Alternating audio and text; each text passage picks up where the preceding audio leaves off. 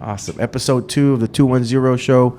We're sitting here with Ryan Edwards of the Ranch Road Band out of San Antonio, Texas. What's going on, man? Here we are at El Honky Tonk on a Thursday morning. Oh, yeah. And I'm still waking up. Still waking up. I feel you, man. We were rushing over here to make this shit happen. It's pretty badass, though, man. It's cool. It's a cool little spot, right? Right. Yeah, man. Yeah, a lot of love coming from El Honky Tonk to let us do this in here. Hopefully it's haunted and everybody watching later on, there's like... Right, there's going to be a bunch of little orbs and stuff and ghost in the background. The ghost of Gabe Garcia walking around and shit. Ghost of Gabe. I feel like he's going to get a bunch of comments just every single time we record a show. I know, dude. Yeah. Shit. I love it. He's got a nice fat head over there on the wall. Yeah. I love it. All right, man. So let's talk about you a little bit. What got you into music, man? Because you've been playing music for a little while now with the Ranch Road Band. Let's take it all the way back to when you started playing music as a kid. Yeah, man. I've always been into music. So right around, being 9 or 10 years old, I mean, I was already listening to all kinds of music. My mom and dad, instilled in us, me, my sister, and my brother. We've always listened to all kinds of music, from metal to country to Tejano to jazz to whatever. And were your parents musicians, or it was just they just loved to always have music on? My mom just always loved to have music around, and so did my dad. My dad was a singer. Okay. And so he used to sing for a Tejano band back. Okay, back in I was the about day. to ask what genre. And no, I mean, I think it comes from both of my families. So one of my families is from Charlotte, Texas, out there in the sticks, man. And, Yeah, Charlotte, small town. Yeah, so my grandfather, Albert Blue Dillard, he played the drums, the bajo, the accordion, the fiddle, the bass. Very talented musician. Yeah, very talented, man. All self-taught. I mean, not even schooling my grandfather had, They were old school ranchers from back then, and the dude could play. Yeah. And then on my mom's side, my other grandfather, Cleofas Castillo, was a awesome guitar player and played for mariachis and little conjuntos and stuff. So both my grandfathers on both sides. That's incredible. It's in me and my brother's blood. So, yeah, both self-taught. Yes. Wow. Yeah. Wow. Yeah, and your brother's definitely an incredible musician. Younger brother also in the band. Yeah. He's what, 16? Yes. 16, man. He's awesome. Yeah, he's an incredible musician. If you haven't had a chance to go out there and check him out. Yeah, for sure, man. So you said what, like 9 and 10, you kind of just started getting introduced to all types of genres. For real. And then my dad bought me my first drum set, man. And, so you started on the drums. I started on the drums. I'm a drummer, interesting. man. From back then, I'm a drummer. Yeah. And so, dude, from 10 all the way till high school. Like I said, I always listened to everything, but metal was where I was at. Yeah? Man. I was a metal drummer. Oh, man. And, that's some serious drumming right there. Yeah, dude. I had the double bass pedal. I had all that. Bro, my fucking neighbors hated me, dude. God damn, they would call Bro, the cops. I would fucking hate you, man. God, man. Man, I had a... Let me jam. Yeah. It's like, let me just do my thing. I'm going to be famous. When I was 18, I had an apartment on the south side of San Antonio, and it was like 2 days after Christmas, and I guess some kid like next to me had got a drum set, and we had it was the apartment like our walls had all touched, right? So it was probably like 4 apartments that those walls were touching. And I remember I was laying there hungover like on the 27th or some shit, and this kid was going off. But I mean like obviously not playing music, just pow pow boom, pow, ding, and me, I was still learning how to play the guitar at the time, right? So I was kind of like, I'm hungover, I don't care, young kid learning how to play the drums. Let him do his thing, right? For sure. Like 3 minutes in, dude, the fucking wall banging, boom, boom, boom, boom, boom. Shut the fuck up, kid. Like the next neighbor. Oh, shit, dude. Wasn't having it. That's fighting words. Yeah, never heard that drum set again. Damn. Yeah. So that's sick, bro. So good for you, man, to keep at it and saying fuck your neighbors, right? Yeah, for real, man. The whole time, and then getting into high school, I joined a couple bands, and I think it was metal bands. Yeah, metal bands. Cool. And I think it wasn't until like I was maybe like a sophomore in high school that I remember I had a whole bunch of dudes that were my friends and that were from the high school band and stuff that they came over, and we were jamming in my garage. And from behind the drum set, we didn't know, nobody could sing. And so we're playing. I'm like, man, it sounds stupid. We're playing all these badass music, and we're all like kind of singing it together. And there's nobody fucking singing. There's no lead vocal. So I was like, man, just fucking rig a fucking microphone real quick and put it back here. And, so you're playing drums and singing lead vocals. Yeah, and I didn't even know I could sing. I couldn't, because you guys were just having a good time. Yeah, we're just jamming. We're just having fun. Yeah, we weren't any good or anything like that. So, so then another buddy of mine who played drums, he's like, dude, let me jump on the drums and you just sing. Oh, so wow. I just started singing, and then I just started belting out. And I was like, all right. So they were like, nah, I'll stay playing the drums. You sing the song. You keep singing, yeah. So then I started singing, man. And then for metal bands, I mean, it really isn't. I would just walk around and just, you know, sing. So all the way till I was about a senior, man, I fronted for metal bands around my high school area, which wasn't that. I mean, it wasn't anything because to be honest, at the time I went to Highlands High School, and during that time, dude, there was like 2 badass motherfucking metal bands that were already playing at the White Rabbit. Oh, wow. And those dudes were the real deal. They were local bands, but they were the real deal. Yeah, and I was just a fucking kid in my garage having fun. I mean, to you, it might not have been nothing as far as like publicity or recognition goes, but it definitely gave you a really good foundation into performing and owning your skills as a vocalist, I'm sure. Yeah, it did. And I found my range. And it was interesting because a lot of the stuff that I was singing, I would go, my parents would take me to my uncle's house out there in Charlotte, and they'd be having, you know, Easter or Christmas or whatever. And they'd start playing, and I'm like, oh, man, I know that song. And so I was like, let me jump on real quick. And so I'd be jumping around, and so singing, still just singing. Yeah, the whole time I had all these, you know, elements, you know, hitting me at once. Yeah.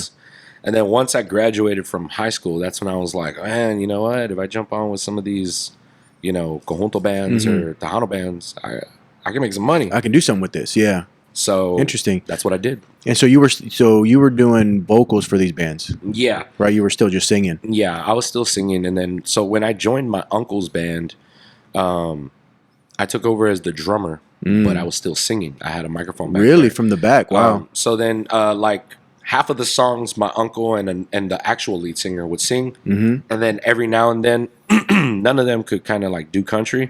So then, when it came time for country, that was my time to shine. So take it away, Ryan. Yeah. So then I would start playing, and the standards, man, "Cowboy Rides Away," classics, "Pass Me By," and what's the other one? "Neon Moon." Neon Moon. I was gonna say, yeah. Those were my songs. So, I love it. And I just kept going, man. I kept going from there. And so when did you pick up the next instrument, though? Because I know you're an incredible guitar player also.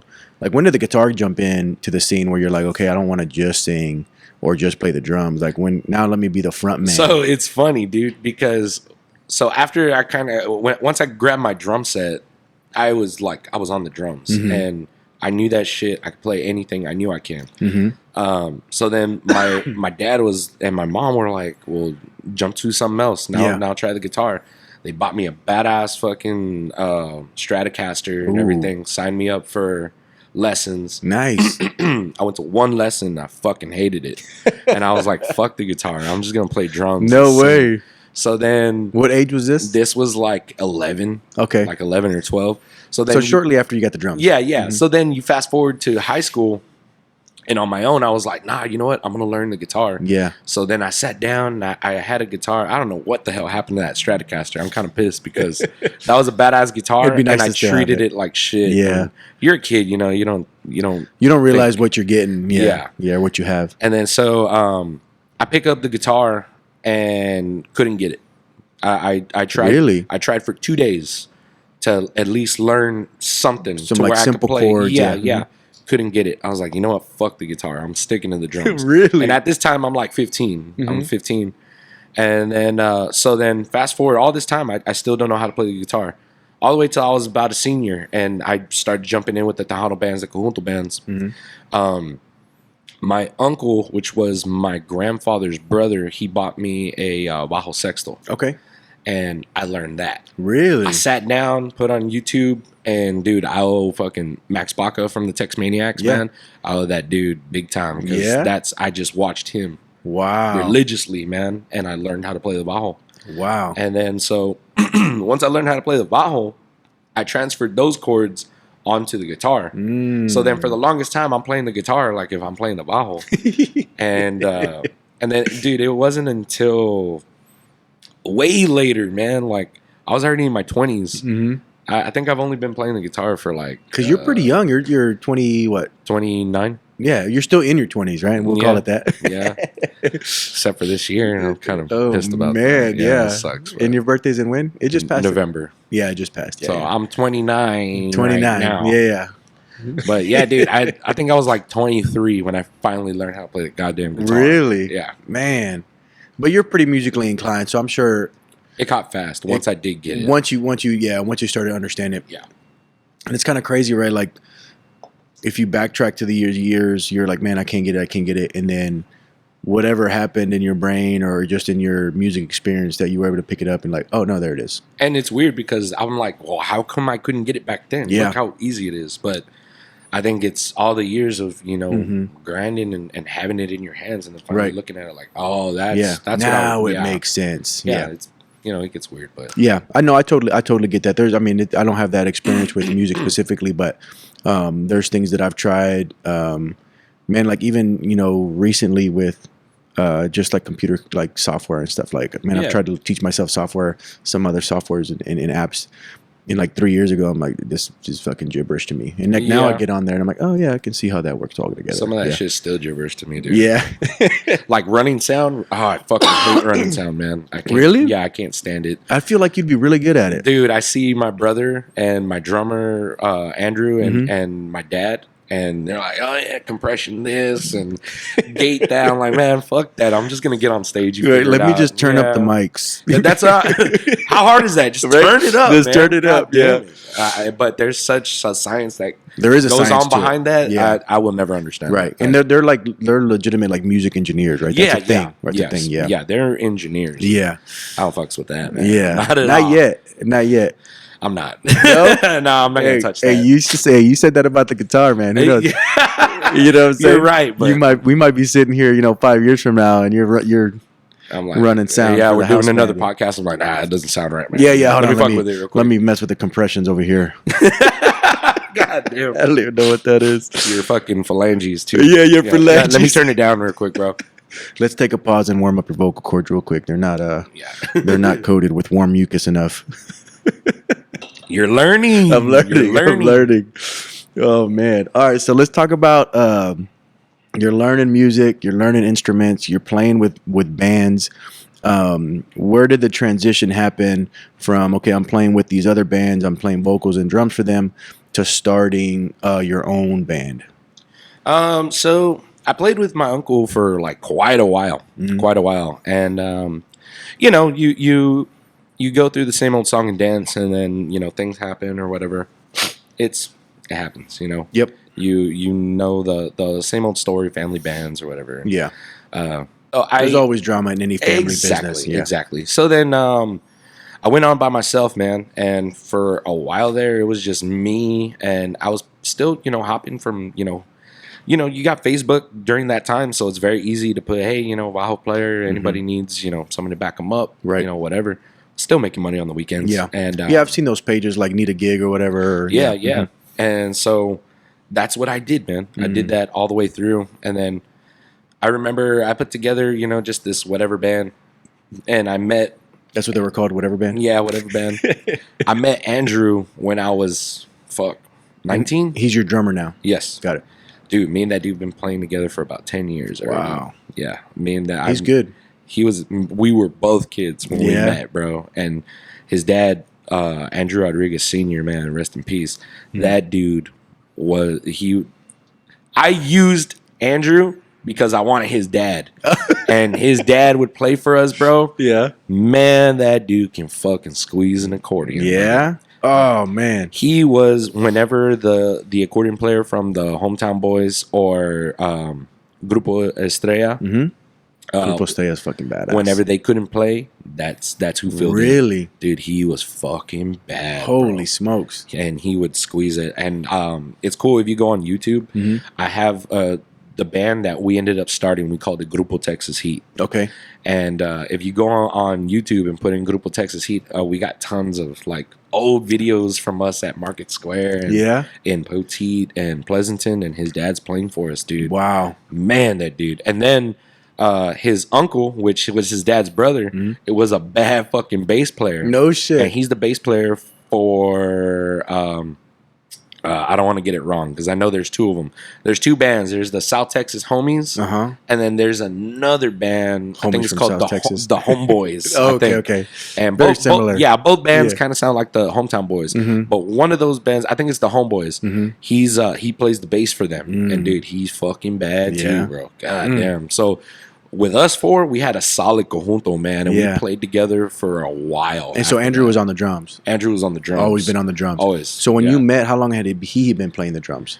He had been playing the drums for, I think you said, well, like with bands and stuff. No, just Norm. I mean, well, I guess with bands, because I mean, I guess that's the more because important thing. he had been playing drums since he was a kid, like me. Like you. So he was playing with bands for about a year. Okay, so he had some experience under his belt. Yes, cool. Yeah.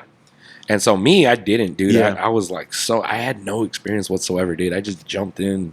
A lot of times I would lie and be like, yeah, I got a band and shit. Yeah. They'd be like, oh, well, cool, we'll book you. Yeah, dude. And I would do that shit. And so, but you were, at this point, you're putting this Texas Heat together and you're the front man. Yeah, I'm the front man. Got it.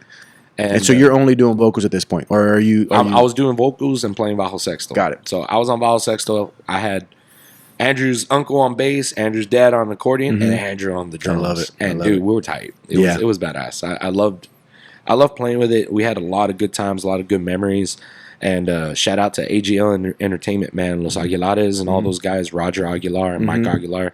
Those are good people. Grupo Hondo. Those guys helped us a lot back then at the time. You know, the rodeo roundup shows, and it would be like it was like the Desperados and David Lee and Stephanie Montiel. Big names, yeah. And we would open it up, and then it was like Grupo Hondo and then the big guys. So, dude, they helped us out a lot. So you were still in the lineup. Yeah. And that, because my first professional gig ever,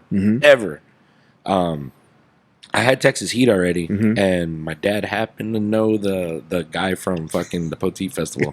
And so we ended up opening up for Jaime Los Chamacos. On your very first gig? My very first gig. We had no business being on the fucking main stage opening up for Los Chamacos, but we did.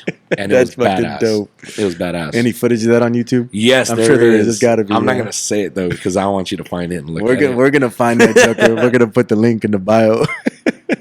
Oh, dude. I go back sometimes and I watch it and I'm like, God damn. What the fuck I don't even have any facial hair, bro.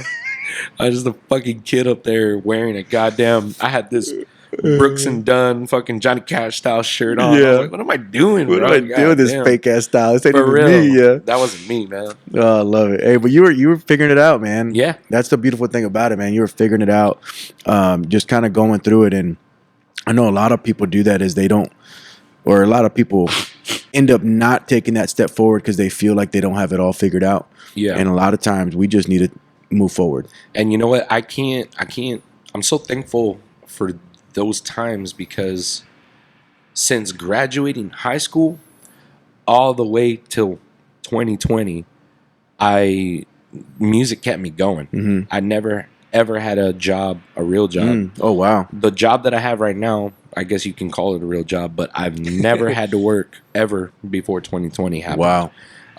So I was very thankful that, you know, my parents and my wife were supporting me through that whole entire time. Well, my parents first, and then once I met Ariel, you know, she supported what I was doing and you know, the lifestyle that comes along with it. And it's hard, man. It's a hard thing.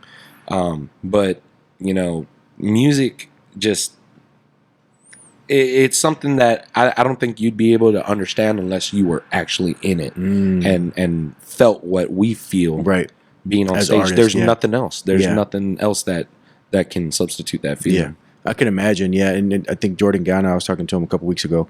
He said that feeling of having like the crowd in the palm of your hand, right? Like the energy you're putting out and seeing that, you know, kind of translate and come right back at you from everybody in the crowd. That's got to be an incredible feeling. For sure. Shout out Jordan. Yeah, Big J. I talked to him yesterday. Yeah, yesterday. He's working on a good song right now, man. Sweet. Yeah, he sent me a little clip of it. I'm excited to hear that one. Killer. So we'll see. Hell yeah. So now that you know you've got a lot of experience under your belt, you play a ton of gigs. You've got a really strong following here in San Antonio. What do you still get nervous going up on stage? Like, do you ever feel, those same butterflies or anxiety that you used to back in the day, or do you just get up there and like, this is my shit?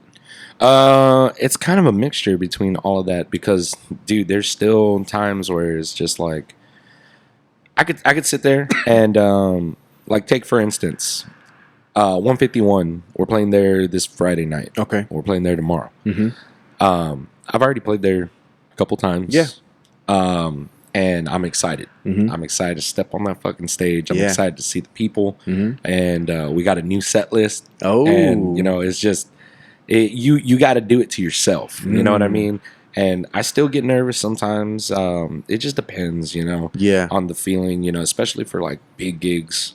You get that like especially when you get the opportunity to open up for somebody, maybe somebody that you look up to or that inspired you through your career, and definitely now you're the one who's going to set the stage or set the tempo for the rest of the night, right? Yep. And then at the same time, you still got to step on that stage and be like, this is the motherfucker right here. I'm gonna do my shit. Yeah. Here, and I'm gonna take these people off the stage with me when I get off. Right, exactly. Yeah, these guys can be like, who the hell was that opener? You got to, and it should be the mindset of every artist, I think, because you're up there. That's what you're doing. You're entertaining. Yep. You want to catch these people. Of course. That's why I guess like sometimes I kind of, I don't know how other musicians feel, but I don't like the gigs where you're basically a jukebox on stage and everybody else is doing their own thing. Yep. It's my stage. I'm the not necessarily the center of attention, but I'm trying to entertain you take you somewhere else. Right. With me on stage, Right. Yeah, no, I definitely get that, man. I experienced that. I went to go see, what was it? I went to 2 Whitewater shows, like almost back to back. One of them, it was Dwight Yoakam, and then the other one was Turnpike Troubadours. And I don't remember which one it was that this guy opened for, but his name was Rob Linus. And if I remember right, he's out of Georgia. And we got there. It was the Dwight Yoakam show because I didn't catch the openers for the Turnpike. Anyway, and I like listening to the openers. I really do, because you'll catch these musicians who are on the come up, and who are just dying to put on a kick ass show. Yeah. And dude, he went on there, dude, opening for Dwight fucking Yoakam with a 3-piece band, and fucking rocked out, dude. Oh yeah. Like they got done, and in the transition between Rob Linus and Dwight Yoakam, dude, I ran to the merch booth and said, I got to get some of his shit. Yeah, dude. I need to go show him some love. That's the way it is. And a lot of times the openers will put on better shows than the main stagers. Yep. Just because they're trying to prove to you that I deserve to be up there just as much as they do. Yep. And dude, I see that all the time. I mean, me and my boy, we go to a lot of metal shows, man. And dude, like when we went to see Slipknot in Austin, man, we got there early and we saw the first 2 bands. And the first band that opened up was actually a band from Dallas. Oh. Called damn, I knew I was gonna forget their fucking name. I knew it. But dude, those motherfuckers were hype. Yeah. They put on one of the best shows. And I was like, dude, they should have came on right before Slipknot because they were fucking hype. They got that crowd moving. Yeah. And nobody even heard of them. Right. And but I think that's also part of that's part of that process, right? Where those, it sounds like they've identified who they are as musicians, right? What their stage presence is going to be, what their performance is going to look like. Like that right there is part of that stepping stone. Like the next show that they get booked, everybody's going to say, okay, well, these guys are definitely either going to be number 1 or number 2 on the list. You know what I'm saying? Yeah. Like, and so that's part of it, I think. You know what I'm saying? But I think if you don't put on shows like that as the openers, you're never gonna be the headliner. You're never going to be the main guy. It's true. You gotta set that tone. Right. Yeah. Cool, man. That's good stuff, dude. And so you go and see a lot of these rock bands, huh? A lot of metal. What's that genre? What was that category? Is it metal? Yeah. I mean, I do see a lot of metal shows. I see a lot of metal, and then I see, well, I want to say I see a lot of rock shows because Okay, I rock. mean the majority of it, like the ones we've seen in the past, we've seen like Slipknot, Stain, Korn, Mudvayne, Rob Zombie. That's all new metal or Right, rock. right. But then we've gone to see Dark Funeral and fucking Cannibal Which is Corpse. metal. That's metal. I got you. To the fucking bone. And so that's like your basis, right? That's your foundation of music right there. That's where I came from. So yeah. how much of what they do has influence on what you do now? Since it's still a big part of you. Yeah, it is, man. And when I get on stage, I mean, I do a lot of rock. Yeah. In my shows. And we love I it. I try to, man. And I take that. I don't like to try to be something I'm not on stage. So I mean, you'll never catch me, in a cowboy hat. Yeah. It's not me. I don't wear Western shirts or anything like that. Yeah. I'm a dirtbag from back then. So I'm gonna get up there in fucking denim in my metal shirts or whatever, and I'm gonna put on a fucking badass country show with a little bit of rock in it. I love it. And a lot of influence. I mean, I like to keep. When I play the lead guitar, I use a very, very fuzzy, lead, almost very metal. Yeah. Yeah, it's definitely not that super clean country sound. Yeah, I don't do the honky tonk thing. Even though we're at El Honky Tonk. Yeah, exactly. I try to keep it metal. Yeah. El metal. No, and that's good. I think that's important, right? To whenever you say like you're trying to take the crowd on a journey, and if you go up there and just sound like the jukebox, there's no difference than you up there playing and the DJ playing. Exactly. Yeah. Exactly. Yeah, and we do that with our music too. I mean, even though sometimes a lot of stuff that we do play is covers, the guys and me, I mean, we all, it's just sometimes we don't like to play stuff like the record, Yeah. Want to change it up. We want to fuck it up a little bit. I think that's what makes you an artist, right? Is to be able to take something and make it your own, right? Even though it's obviously already been produced and whatever, it's got its own version. You know what's one of the most awesome fucking compliments I've ever gotten is people have told me before that when they're listening to a song that they go and listen to us play, that they'll be listening or they'll hear it on the radio or at the bar or something, and they're like, man, I'm singing it, and I'm like, what the hell, they messed up? And they're like, no, they didn't mess up. That's the way fucking Ranch Road plays it. And dude, I love that shit. That's pretty cool, that's man. Awesome. That their mind goes more to the way you play it than the way it was originally recorded. That's pretty cool. That couldn't be more of a compliment for me, man. That is pretty cool, man. That's got to be awesome to hear. So you guys been playing all over San Antonio, a little bit outside of San Antonio. What venues as a band and you personally are you looking to get into, like on your bucket list? Man, on my bucket list, I'm wanting to step on some bigger, I guess some bigger dance halls. Okay. Some historic dance halls. I would love to step into, like Green Hall. Yeah. I haven't been a lot of history there. Yeah, the ones that are in New Braunfels and stuff. I would love to step on those stages.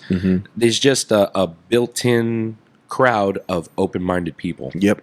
And they're willing to stand there and listen. That's man, that's a really good way of putting it. They're willing to stand there and they're almost want to hear that new music. Yeah. They're not looking.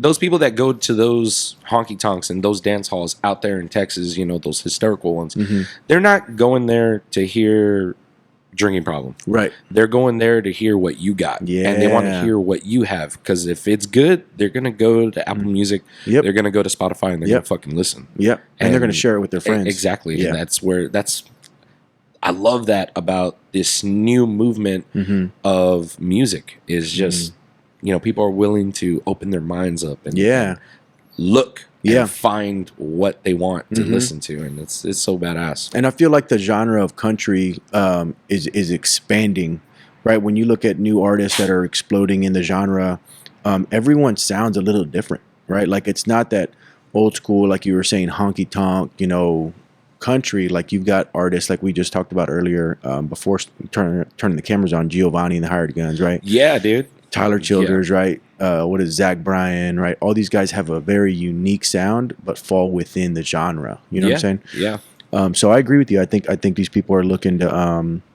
they're eager to hear something. Americana. That's what that's what it should be called, right? That's my this shit. This new genre of country, definitely. Americana music, and that's Ranch Road, huh? Yeah, that's us. That's love us. that. If you ask us, what where you think you fall in, it's Americana music, man. So let's define Americana. Like what would you say Americana music is? To me, Americana music is your basis of country. It's right here. So then you take a little bit of jazz, you take a little bit of bluegrass, you take a little bit of rock, you take a little bit of this and that, Tex-Mex, and you put it all together. It's everything mixed into one. I love it. So you got Tyler Childers. I listened to some of his shit. One song's complete. Back Road Honky Tonk. Yeah. The next one is bluegrass. Yeah. The next one is you don't even know what it is. Yeah. But they just all sound incredible. Charlie Crockett. Same. Yeah. Same. R&B. Yep. New Orleans style jazz. Yeah. Honky tonk. Yeah. Giovanni and the Hired Guns. Fucking Rock. almost metal rock. Oh, yeah. Very rock. Country. Yeah. Yep. It's everything. You're not just defined as one. So Yep. I mean, when we step on stage, you're gonna hear country. Yeah. You're gonna hear bluegrass. You're gonna hear the accordion with Cajun feel, Tex-Mex feel. You're gonna hear Tejano. You're gonna hear rock. It's all these different influences for every single artist. Yes. I love that. That's awesome. Americana music. I mean, what's more diverse than the USA? You know what I mean? Americana, man. Americana music. There we Hey, go. that's probably the best way to fucking explain it. What's more diverse than America, right? Exactly. That's why it's called Americana music. That's I right. like that. So let's talk about. We just talked about a bunch of different artists in the industry. Is there anybody specifically that you'd love to collaborate with? Man, are you talking local or are you talking big time? Let's talk about. Let's think about maybe somebody who you don't know personally. Somebody that you're really inspired by their music, or maybe even just the way they write music, and somebody that you've never associated with, but you'd love to sit down at a table with them and say, "Hey, man, let's write a song." Oh man, or something. Definitely, probably Charlie Crockett, man. Yeah? I was listening to Charlie for a long time. Is that the man from Waco, right? Yes, dude. You don't know how long. Like I would tell people about him, and nobody was like, Nobody gave a shit. Nobody gave a shit. Well, he's got a very unique sound, though. And I even remember He's a got lot of that people. kinda Yeah. fuck you music. I remember a lot of people being like, "Man, dude, that sucks." Like, what do you mean that sucks? That dude's fucking rowdy. Yeah. And when he did the Jamestown Ferry, man, oh god damn it. I heard that fucking accordion in there and I was like, oh, this motherfucker gets it. Yeah. And so I started learning about him, and dude, his story is out of sight too, man, because you got a guy, I mean, he looks black. Yeah. He's total Texan, born in San Benito, Texas. Really? And then moves with his family in Louisiana. So he learns the R&B. He learns the Completely different culture. He learns the Cajun. He learns the Mardi Gras feeling on the streets, on Bourbon Street, just standing out there with nothing in his pockets, just has a fucking watching. guitar and just watching, just playing. And then mobs it all the way up to New York and is just playing for fucking quarters in the subways. Wow. And then comes back and defines himself as an artist and completely turns the genre around, man. Yeah. And so the dude just... But he's owning who he is as an individual, right? Like everything he's experienced to where he is at now is like I said, it's created his identity. His songs. And he's owning it. Yeah. I mean, there's songs that I've heard from him and I was listening to him and I thought he did them and they're actually covers, man. But then his actual shit that he writes is badass. Is just as good as classics that he does. But those covers, like we talked about earlier, he makes them his own. Oh yeah. Right. Like he puts his own spin on Dude, if you heard him, he does a Freddie Fender song. Which one? I think it's Wasted Days and Wasted Nights. I'm at the classic. It's a Just about classic. everybody knows that If song. you heard him do it, Yeah. you wouldn't know that was Wasted Days. Really? It's I'm gonna look it up, It's yeah. completely different, man. And I mean, I think we talked about it before, where he was like, he recently. I mean, now you look him up, he's everywhere. Yeah, he's on top of the food chain. He's got tours going on right now in Europe. Really? And oh wow, I didn't know he was internationally. and he went on Good Morning America, and he's there talking with his big ass hat and everything. He's like, "How y'all doing?" Dude, he's badass. That personality. Like I said, I never met the dude. I would love to meet him. I would Yeah. love to pick his brain a little bit. But I think one of the best things I heard him say that day was, he's not up there trying to impress nobody. and you know he's doing his own thing. Mm-hmm. But if you're playing with him at a festival, you better be real good. If you're going after him, you better be real You good. better. Oh, you know what? I think I do remember that interview. Yeah, he's like, Fuck. if you playing after me, you better be real good, Dude, that's we gonna put it on. Or he said something that, shit like that. that was a statement right Yeah, it there. was. I was like, wow. Yeah. Wow. Don't be following me with no bullshit. Yeah, exactly. And that dude, when he gets up there, whew, man, that Yeah. motherfucker puts on a show. Man, you've seen him live, or you just seen like a lot of live videos of him? Dude, every single time that I wanted to fucking see him live, I wasn't able to.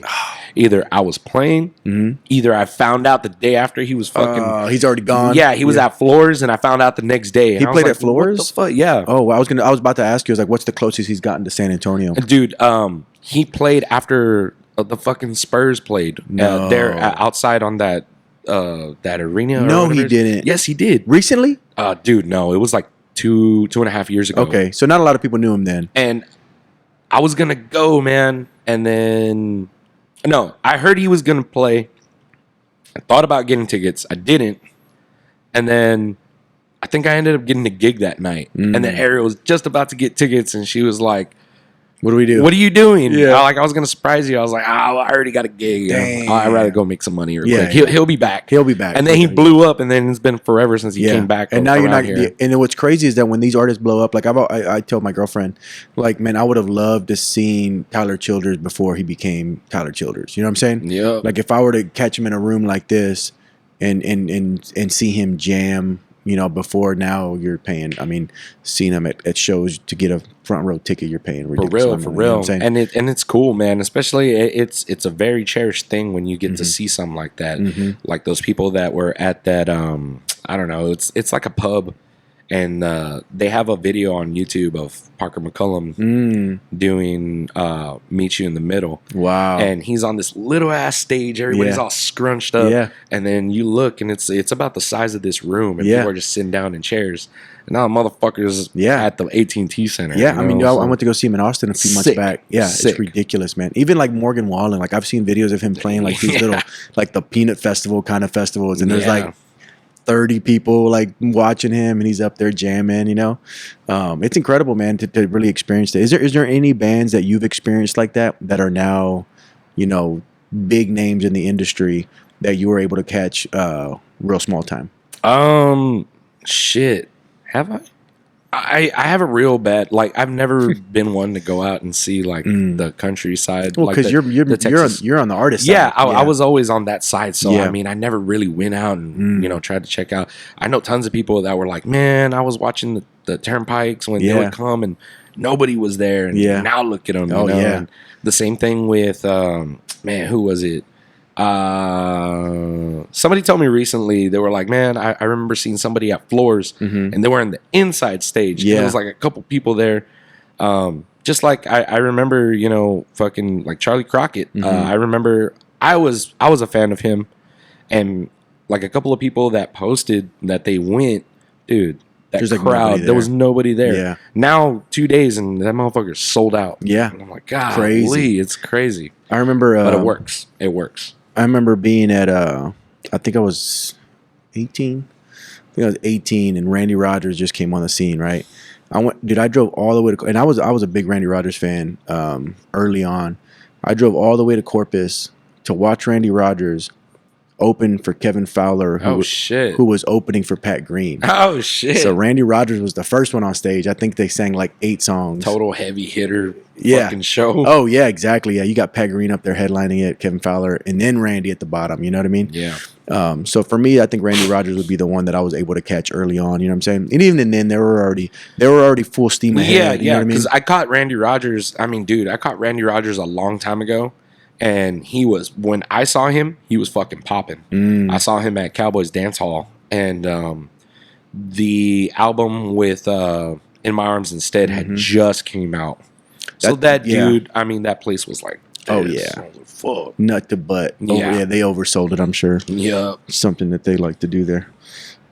Cool, man. Yeah, so nut to butt. Yeah, That's badass. I don't remember where I learned that. One day my shows are gonna be like that. Yeah, for sure. And you just got to keep grinding, man. You know, that's what it comes down to, is putting your head down, doing the work, and letting the market decide. You know what I mean? Hell yeah. So good stuff, man. I love talking about the come up and the grind on the way up. So you're gonna be singing some songs for us today, huh? Yeah, Do a I'm little gonna be acoustic singing jam. for sure. I'm So gonna be what do we singing got? some What do we stuff. got on the set list? It's gonna be a short set list. Obviously, it's gonna be a few songs, but Yeah. what do you got on here for today? So for sure, I'm gonna do our latest single that just came out, entitled "Storm Cloud." So "Storm Cloud" is a depressing song. I started writing it in the spring of 2020. Okay. So during this time, so I'll set the mood for it. So during this time, Dun, dun, dun. we're fucking jamming full steam ahead, bro. Mm-hmm. I got some badass gigs. Mm-hmm. We just finished playing, the rodeo stuff. We had played around town, and we're getting ready to start hitting some stages. Mm-hmm. Not here in San Antonio, outside. Mm. And our biggest one for the summer is we are on the headlining stage. We weren't headlining, Mm-hmm. but we were on the main stage Mm-hmm. at the Crawfish Festival out there in Houston. Oh, nice. So I was like, dude, this is a huge opportunity for us. We're gonna have fun. This is gonna be great. Mm-hmm. So Great exposure. Yeah. And then we were also on the bill to open up for Kevin Fowler at the Poteet Festival. Oh, nice. Dude, we had some great gigs. I can't remember all of them, but I was super excited about 2020. I was like, this is our fucking year. Yeah. Like we're gonna hit this hard. So I remember getting like blasted drunk on St. Patrick's Day. Okay. It's March 17th. It's right around there. I don't know. I think it's the 17th. March 17th. We're having fun. Right around spring break time. Yeah. I think we played at the American Legion out there in Somerset. Okay. And it was it was a total awesome show. We had fun. And then right on that Saturday, we were playing at what's it called? The Fanfare. Okay. Down there at Market Square. The Oh, yeah. Fanfare. Mm-hmm. So we go and we play. So we play, and I think it was Saturday. We closed out. Did we close? Yeah, we closed out the KEDA stage. Mm-hmm. And we played, and just about that time, all over the radio, all over the news, it's like this COVID thing, it's looking like it's getting worse than we thought. Mm-hmm. I mean, it went, just the people you knew a couple people here. The next day, half of the family, all of them had COVID. Everybody had COVID. It was like this. And all the schools were closed. Bow. I remember my kids were on spring break, and then it was like, hey, don't bring them back. Yep. Like the schools were like, we're not open after spring break, and we'll see what happens. Yeah. And then so the next day, they had one more day left of Fanfare. Mm-hmm. And I want to say it was like real early in the morning. It was like 8 o'clock, 8:30. Mm-hmm. And I'm sitting in the living room with my brother and my dad, and we're watching the news, and shit fucking hits the fan. Boom. Everything's closed. Yep. Fucking libraries, hospitals. Yep. I mean, only people who are coming in, no visitors. Mm-hmm. All the restaurants closed. Anything you could possibly think of. Yeah. No bars, Yeah. nothing. Everything was Anything shut outside down. of your house. It was, Yeah. and not even that. You better not even be outside with people that Yeah. you know. It better Yeah. be just your family. Yep. Y'all stay inside. I mean, total fucking quarantine. Yep. Never seen anything like that in my life. Some shit out of a movie. Yeah. No, literally out of a movie for sure. So then I'm pretty sure everybody in the entire world knows that for the next couple months, Yeah. it was shit. Or even longer. I feel like for some people it was even longer than that, depending on what industry you were in. Oh, yeah. You know what I'm saying? If you weren't considered an essential worker or something like that, yeah, man, that it drug out for you a little longer. So our entire calendar was wiped clean all the way to 2021. Well, yeah, I mean, you guys are live music. Yeah, there's no venues open. Nothing. Yeah. So Oh man, I see what you're saying. Like you never had a job until 2020, exactly because of that. That's exactly why Your whole So, paycheck was gone. I'm sitting there. I mean, I think when all that happened, I had maybe about like, I don't know, about $400 saved up. Mm-hmm. I didn't have to worry about too much. At the time I was, living with my parents and stuff. Yeah. So I'm like, well, what do I do now? Mm-hmm. And so things got hard, man. Things got hard. That whole, I guess summer, it was just a total complete bummer, but we made the best out of it. Our band still got together and we did a couple of Facebook live shows. Yeah, I know a lot of artists kind of turned to that. Yeah, try to keep everybody up a little bit. And then I sat down and I started writing this song. And it kind of, it started off way different. Stormcloud didn't even sound the way it does now. It was something completely different. And then I remember changing it. And the thing that kind of pisses me off is that song took me it took me a year to write because I started it in the spring of 2020 and I didn't finish it until almost like beginning of the summer of 2021. Wow. And it took me a long time to finish it just to try to get the right words. So if those people, I've always explained it as like when you listen to Stormcloud, just picture yourself sitting there wherever you are at during that time and just watching CNN coverage of bodies being put into refrigerator trucks, huge monuments, you know, like Big Ben in London, England, and the Eiffel Tower and Vatican, you know, in Rome, and just nothing. Just quiet. Complete silence. Yeah. Nothing going on. And that was a sight to see, man. For sure, That was nuts. A lot of uncertainty going throughout the world, So that's what that song's about, man. But it's a great fucking dancing song. Yeah, it is. It's a great tune. Yeah, I've heard it definitely many times. I remember when you guys released it. I think the night you guys released it, I want to say you guys were playing Gamblers. at Gamblers. Yeah, I ran out there to see it. That was the first show of the Stormcloud tour because we did that. That's right. Whole Yeah, that's right. tour That's exactly right. It was so cool, man. Yep. Cool, man. So Stormcloud's going to be song number 1. What's song number 2? Number 2 is a tune that I wrote. That song was written in 15 minutes. Stormcloud took a whole year. That song, this next song, is called "Tell It to the Rain." Tell It to the Rain. Okay. That song took 15 minutes to write. I love it. Basically, just a heartbreak song. Okay.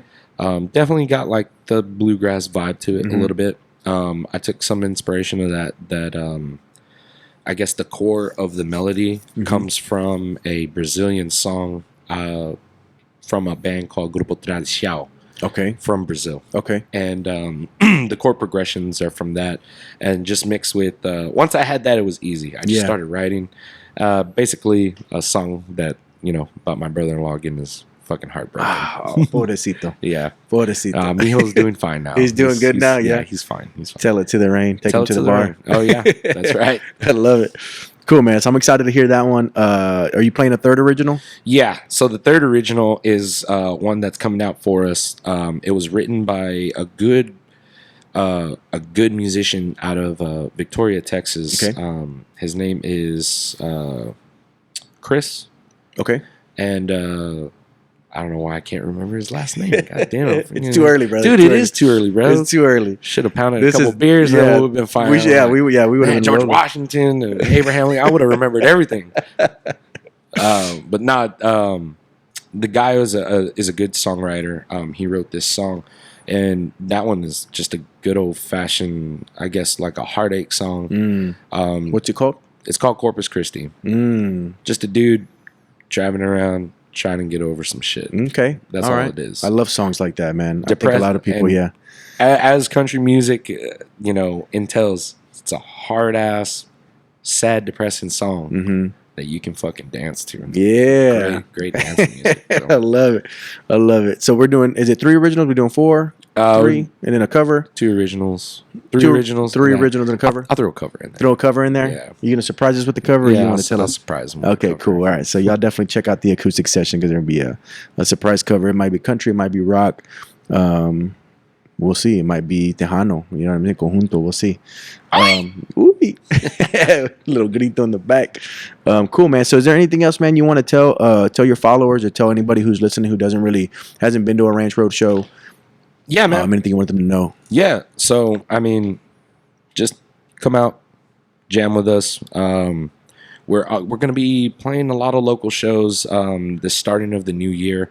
We're trying to get out more to the other cities and possibly outside of Texas. Sure.